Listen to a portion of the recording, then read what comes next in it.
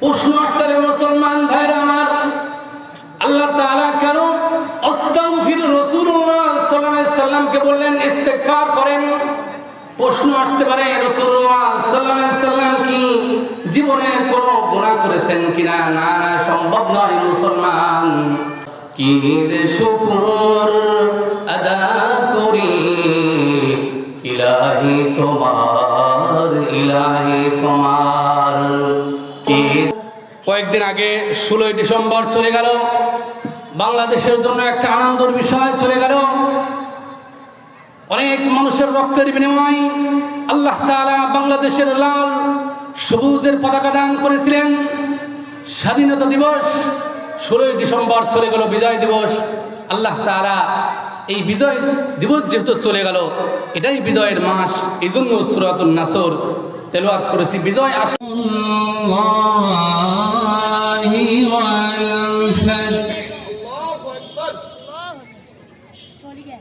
ورأيت الناس يدخلون في دين الله।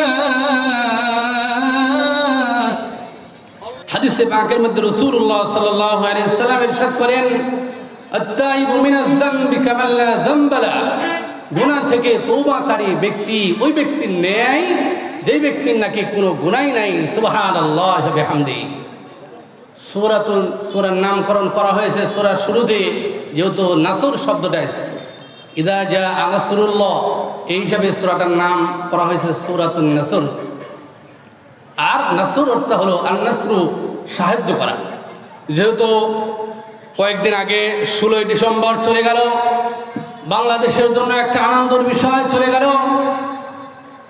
অনেক মানুষের রক্তের বিনিময়ে আল্লাহ তাআলা বাংলাদেশের লাল সবুজের পতাকা দান করেছিলেন। স্বাধীনতা দিবস 16 ডিসেম্বর চলে গেল, বিজয় দিবস। আল্লাহ তাআলা এই বিজয় দিবস যেহেতু চলে গেল, এটাই বিজয়ের মাস, এই জন্য সূরাতুন নাসর তেলাওয়াত করেছি। বিজয় আসলে একজন মানুষ ব্যক্তিগতভাবে কি করতে পারে?